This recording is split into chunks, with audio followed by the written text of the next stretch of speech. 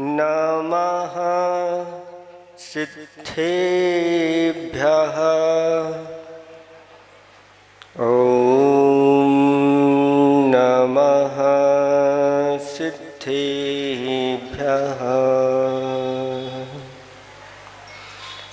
ज्ञानी विवेकी परमस्वरूपी ध्यानी बिति प्राणि हितोपदेशी मिथ्यात्वघाती शिव शौक भोजी बभूव यस्तं विमलं नमामि।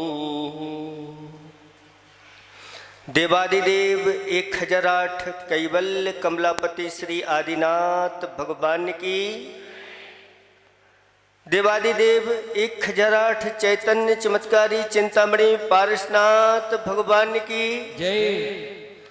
देवादिदेव 1008 श्री नेमिनाथ भगवान की जय हो। देवादिदेव 1008 वर्तमान शासनक महावीर भगवान की जय हो।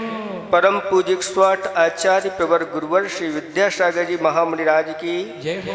3 कम 9 करोड़ मुनिराजों की जय हो। सिद्ध चक्र महामंडल विधान की जय हो। परम पूज्य मुनिवर श्री विमल सागर जी महाराज की, समस्त मुनि संघ की।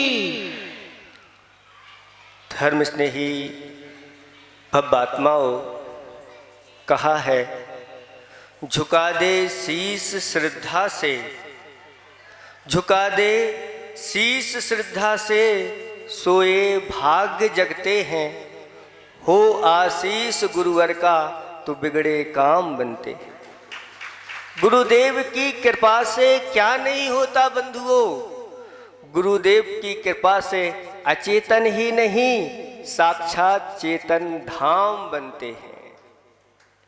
ऐसी गुरुओं की कृपा होती है और ऐसी ही गुरु की कृपा किसी पात्र के ऊपर हुई थी और वह पात्र तब से लेकर के आज तक दुनिया में चमक रहा है, दुनिया में उसकी यश कीर्ति फैल रही है। एक आचार्य भगवंत ने हाई को लिखा है, जो जब जहाँ जितना जैसा चाहा क्या कभी मिला। जो जब जहाँ जितना जैसा चाहा क्या कभी मिला। बोलो, सबके रहे नहीं मिला। ये सब मिलना किसके ऊपर आधारित है, ये आज हमें समझना है। कोई अपने भाग्य के ऊपर इठलाता है तो कोई अपने पुरुषार्थ के ऊपर इठलाता है, कोई अपने भाग्य को रोता है तो कोई अपने पुरुषार्थ पर भी रोता है। इतना पुरुषार्थ करने पर भी उसको सफलता नहीं मिल रही है। महाराज कहते हैं पुरुषार्थ करो, पुरुषार्थ करो, और देखते हैं कि एक सामने वाला कुछ भी पुरुषार्थ नहीं कर रहा है और भाग्य उसका ऐसा चमक रहा है, सारी दुनिया उसके चरणों में आकर के लोटपोट हो रही है। ये क्या है? तुम्हारे आचार्य भगवंत कहते हैं ये सब कुछ जो भी कार्य की सिद्धि होती है इसमें दो कारण मुख्य हुआ करते हैं। एक भीतरी कारण है जिसको उपादान कारण बोलते हैं, और एक बाह्य निमित्त होते हैं।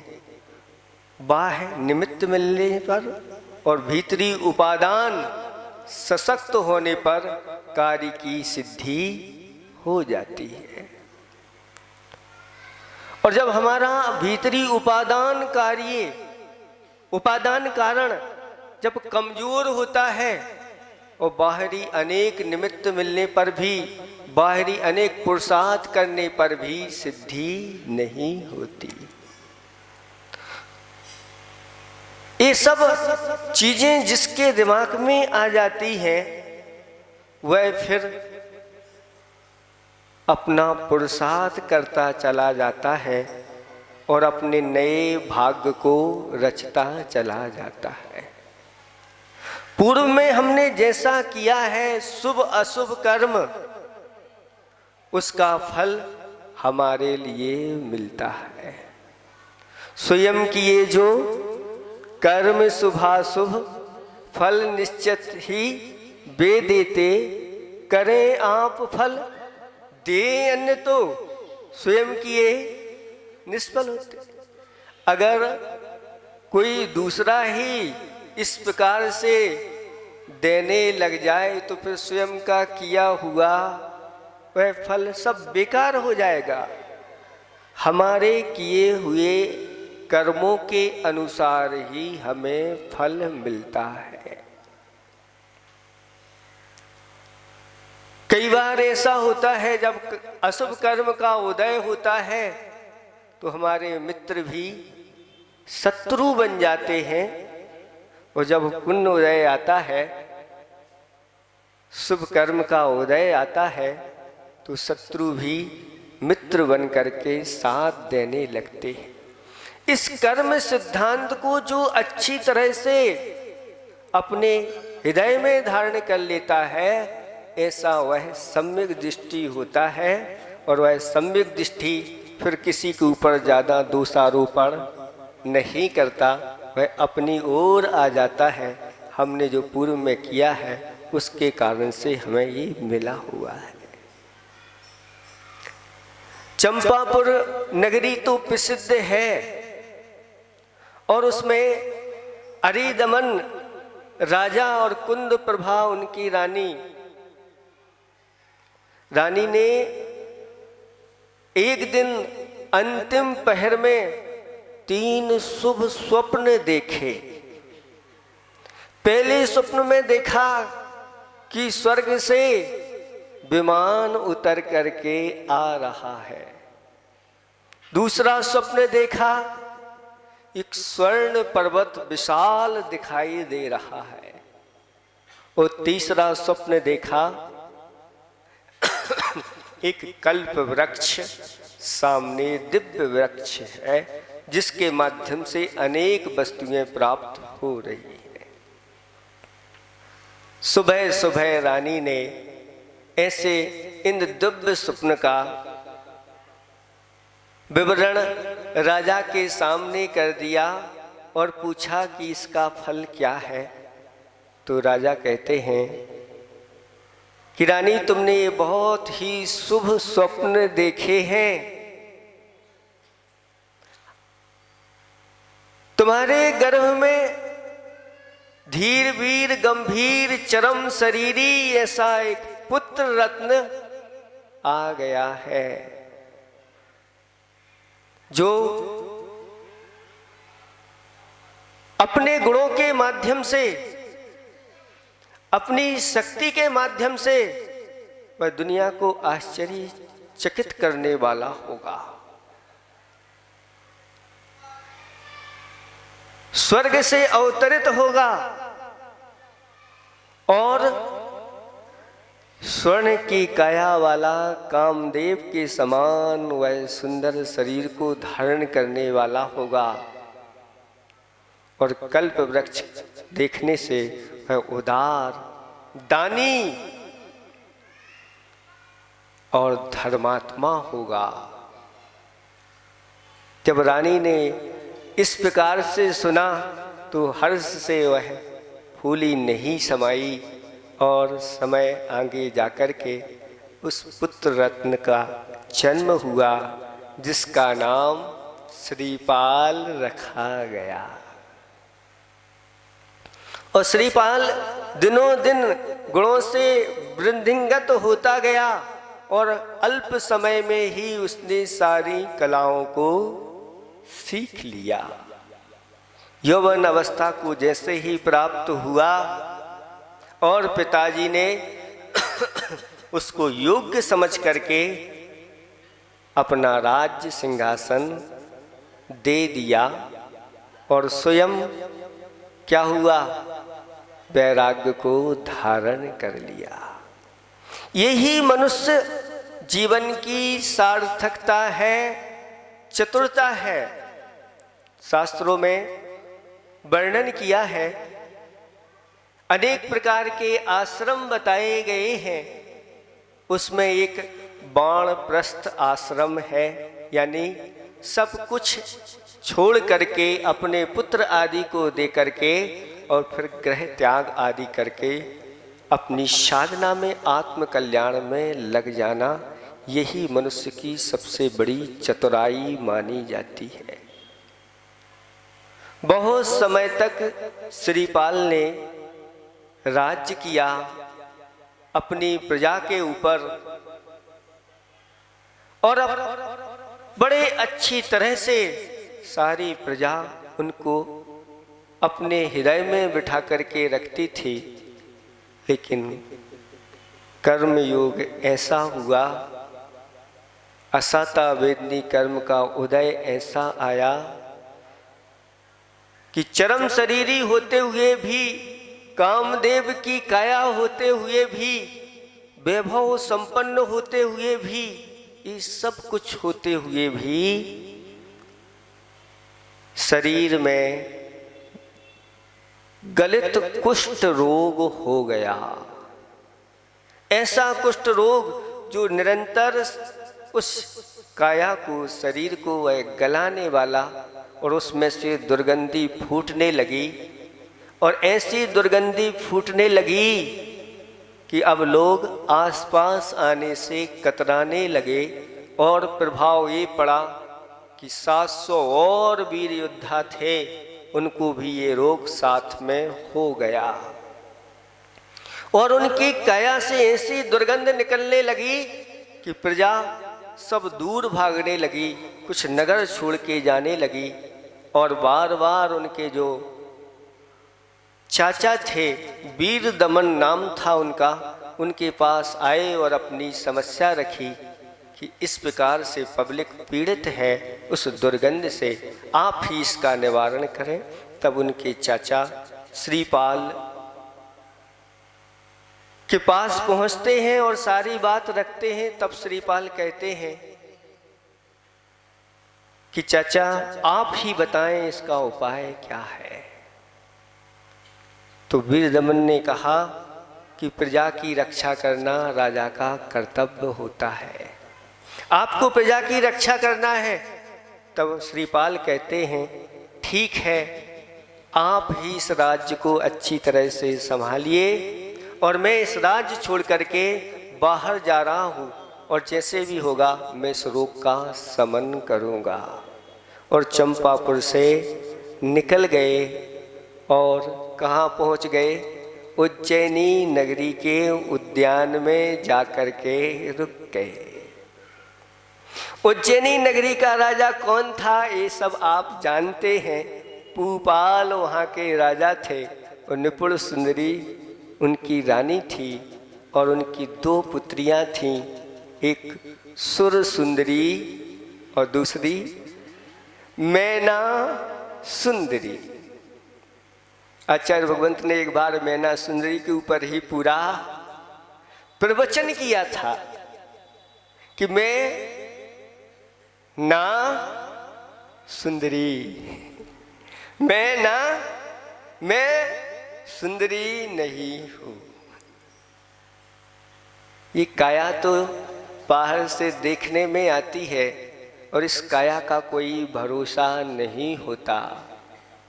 वास्तव में जो चीज़ सुंदर है वो दिखती नहीं है, और जो दिखती है वो सुंदर नहीं है। क्या होगा? कौन है सुंदर? सब्बत सुंदरो लोगे, ऐसा आचार्य कुंद कुंद स्वामी महाराज समय सार ग्रंथ में कहते हैं कि एकत्व विभक्त में लीन यह आत्मा दुनिया में, विश्व में सबसे सुंदर है। और सबसे सुंदर वस्तु को हमें प्राप्त करना है लेकिन वह बाहरी संयोग के कारण, कर्मों के कारण अनेक प्रकार की असुंदरता को धारण कर रहा है। इसलिए भगवान यथाजात रूप को धारण कर लेते हैं, सारे श्रृंगारों को सबको छोड़ देते हैं क्योंकि श्रृंगार को वही धारण करता है जो कैसा होता है। बोलो, आप लोग श्रृंगार क्यों करते हो? मतलब इसका अर्थ है आपकी सुंदरता में कमी है।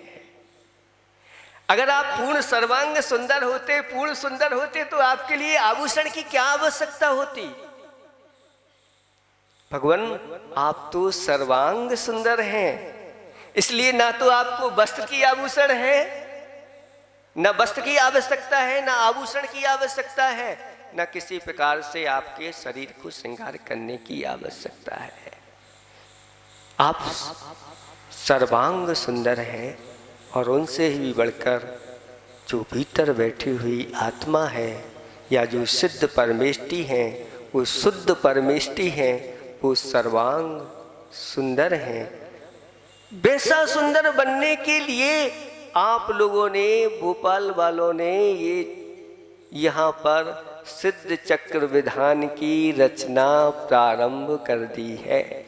आज आपने मंगलाचरण कर दिया, ये पहला दिन है।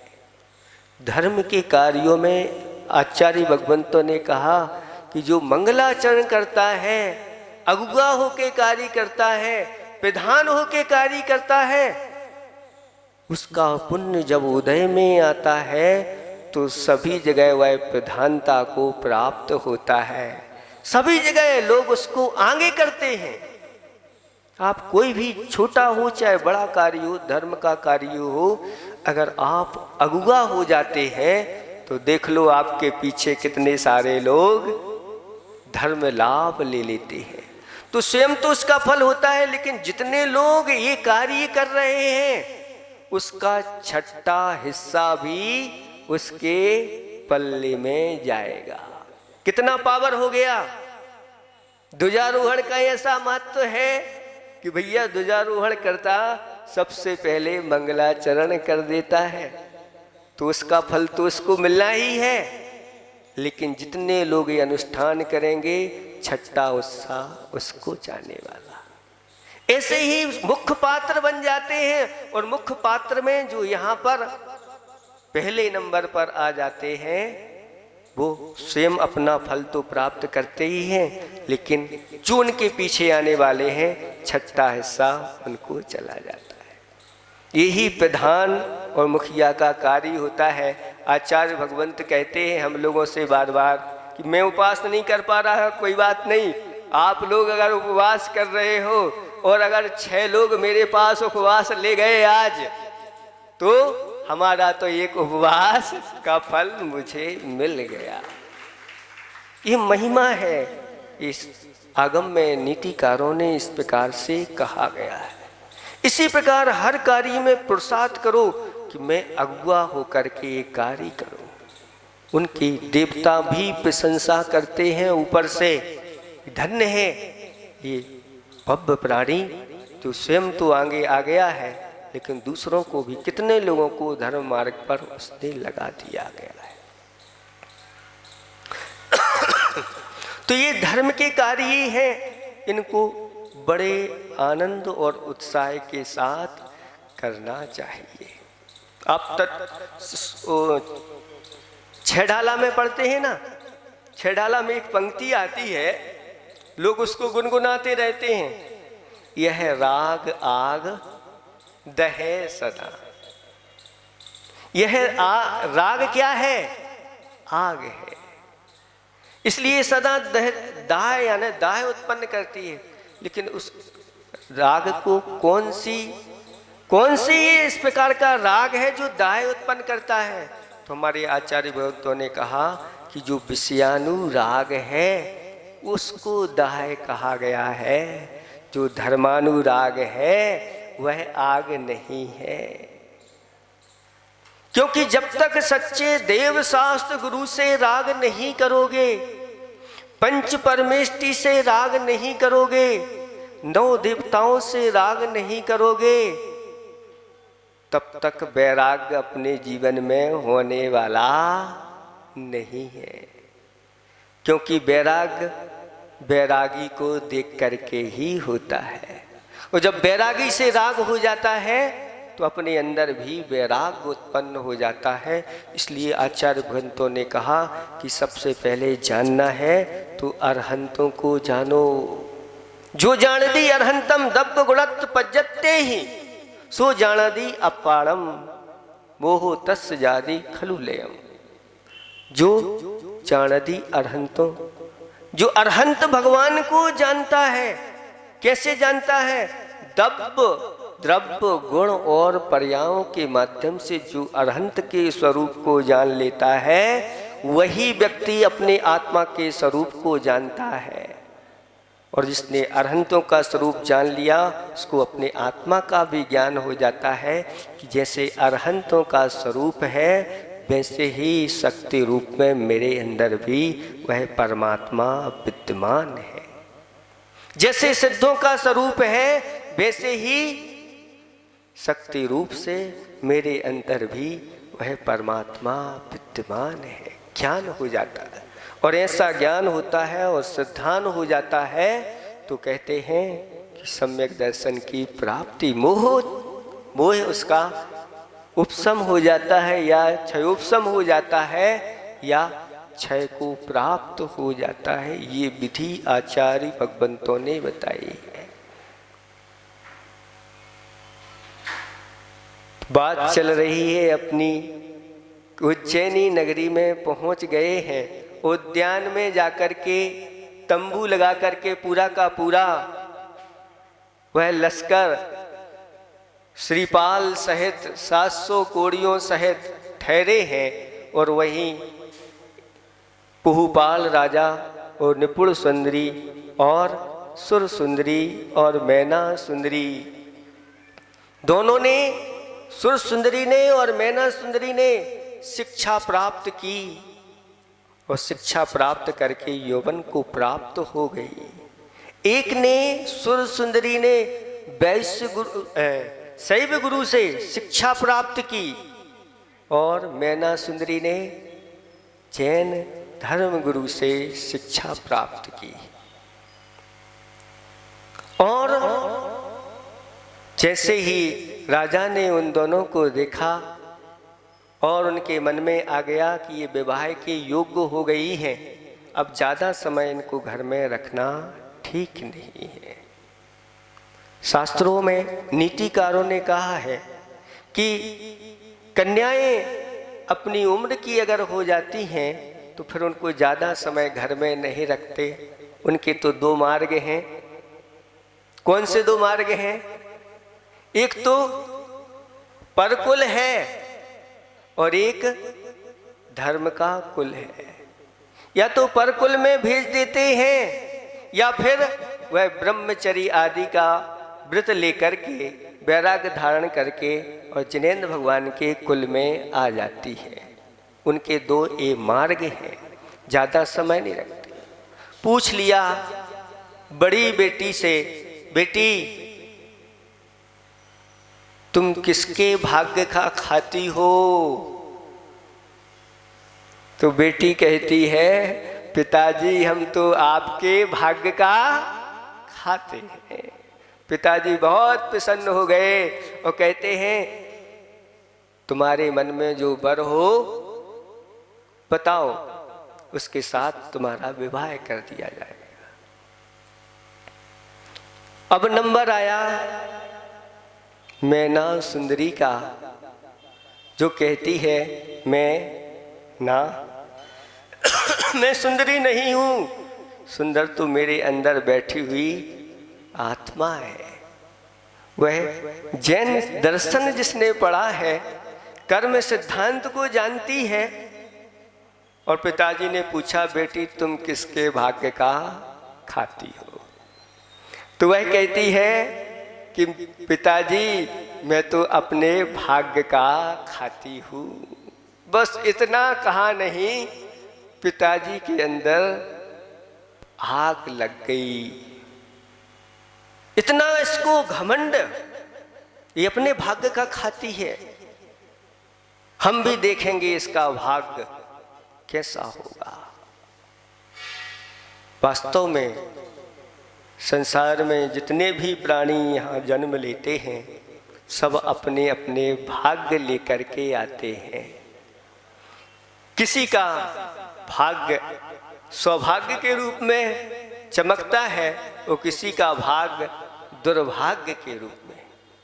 किसी के यहाँ ऐसी संतान आ जाती है जो ऐसा भाग्य लेकर के आती है कि वह बढ़ती चली जाती है, कुल की वृद्धि होती चली जाती है। कुछ ऐसी संतान आती हैं जो दुर्भाग्य लेकर के आते हैं और सब होता चला जाता।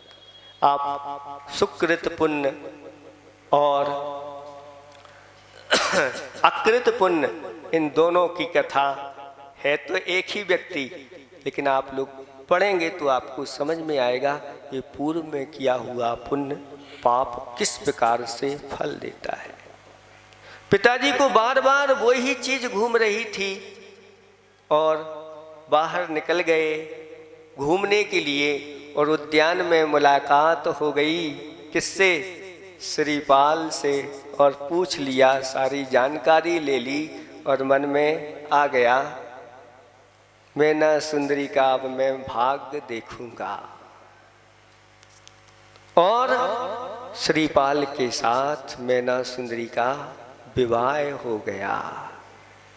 मैना सुंदरी इतनी प्रसन्न है और पूरी की पूरी प्रजा प्रसन्न है, दुखी हो रही है कि ये राजा ने मैना के साथ अच्छा कार्य नहीं किया।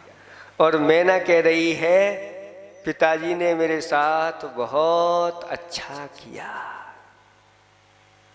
क्योंकि जो गुणवान स्त्रियां रहती हैं, स्त्री के 5 गुण बताए गए हैं। उन 5 गुणों में जो निपुण स्त्रियां होती हैं वो स्त्री नहीं, वो तो साक्षात श्री होती है। सबसे पहला गुण है अनुकूला। जो स्त्रियां अनुकूल होती हैं, अपने माता पिता के, अपने गुरु के, अपने कुल के अनुकूल चलने वाली स्त्रियां बहुत ही उच्च मानी जाती हैं।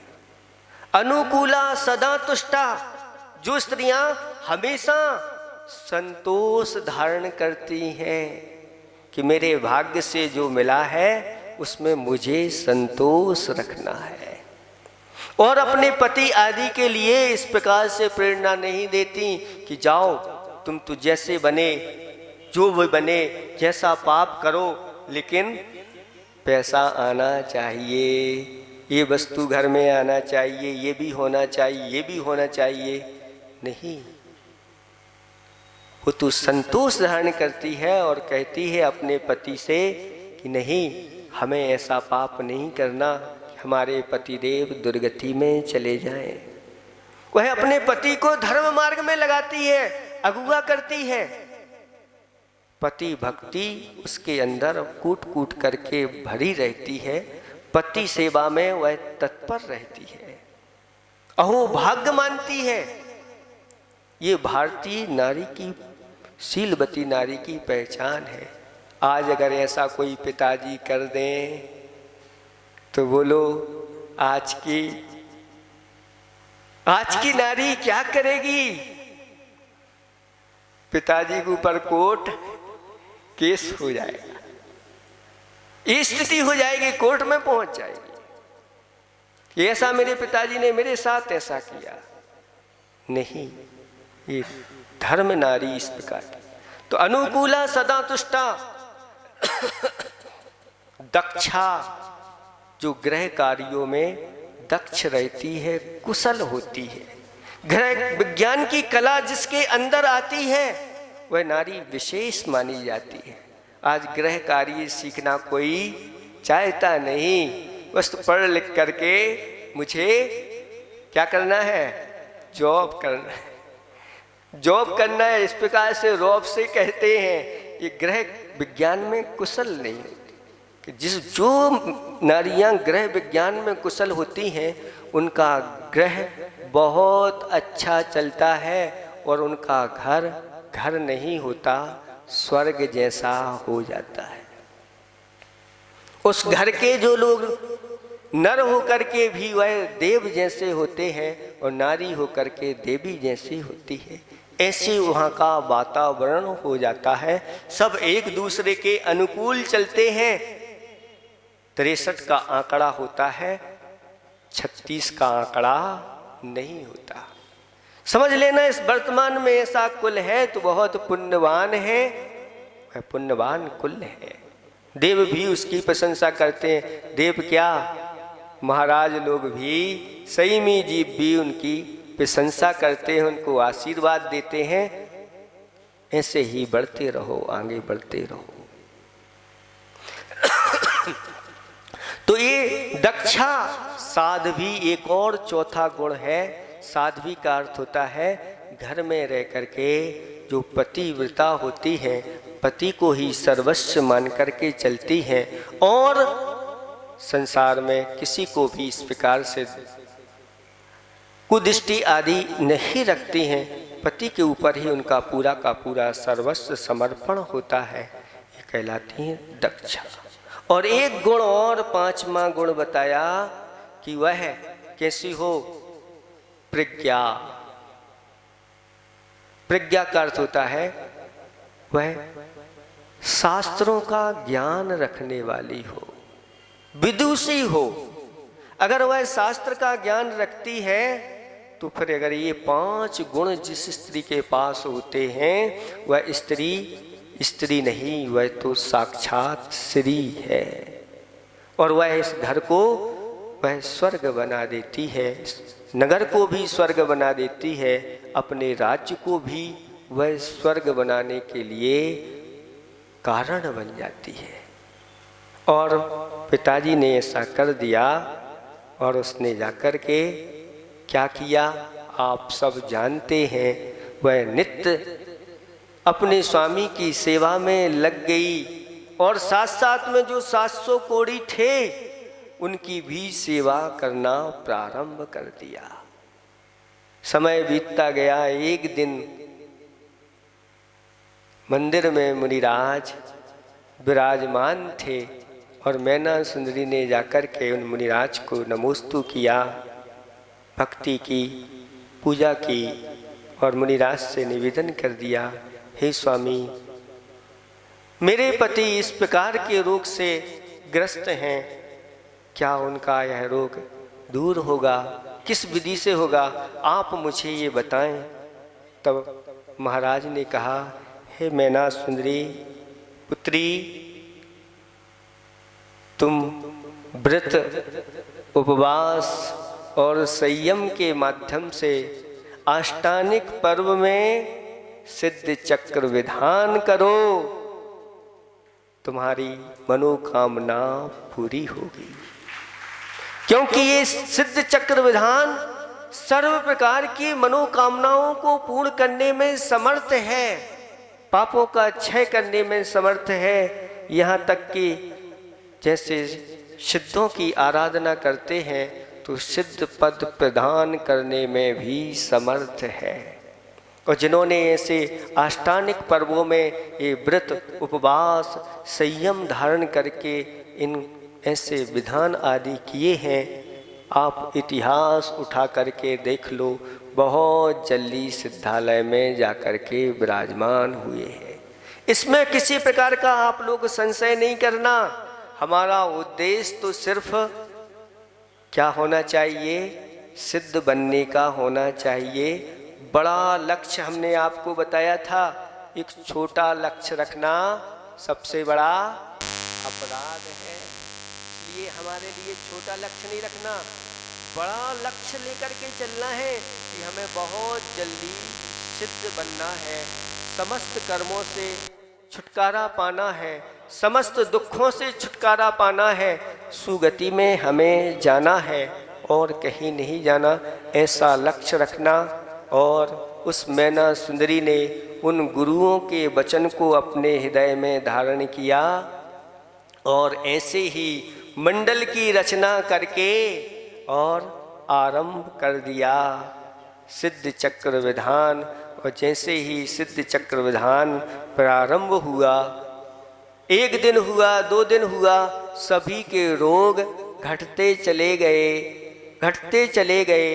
अंतिम दिन, जिस दिन क्या किया? हवन किया, और हवन करते ही सारे के सारे रोगी कामदेव की काया जैसे सुंदर रूप को धारण करने वाले सभी ओर जय जयकार हो गई और सभी जगह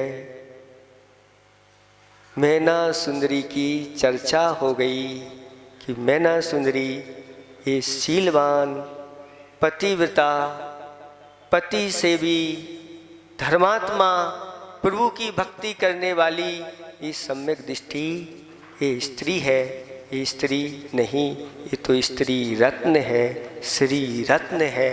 और तब से लेकर के आज तक निरंतर ऐसे ही यहाँ पर पात्र बना करके लोग सिद्ध चक्र की आराधना करते आ रहे हैं। कितने लोगों के लिए निमित्त बन गई वो, कितने लोगों के लिए कारण बन गई। चूंकि ये तो अनादि काल से सिद्ध चक्र चला आ रहा है, लेकिन कोई कोई ऐसी अपनी भक्ति के माध्यम से ऐसे अतिशय हो जाते हैं। चिंता नहीं करना, आप लोग कह रहे हैं कि ये लोग करते हुए भी अतिशय नहीं होते, धर्म का फल अवश्य मिलता है। आज नहीं तो कल अवश्य मिलता है। आप लोगों की ये भक्ति कोई खाली नहीं जाएगी, क्योंकि हमने आपको बताया ना, कुछ ऐसे कर्म होते हैं जो बहुत ढीठ होते हैं। सुना है नाम आपने ढीठ?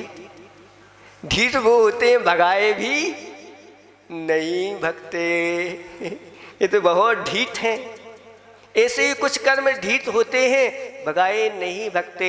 लेकिन हमारे आचार्य भगवंतों ने कहा कि भक्ति करने से वह ढीठ भी एक दिन भाग जाते हैं और कार्य की सफलता हो जाती है।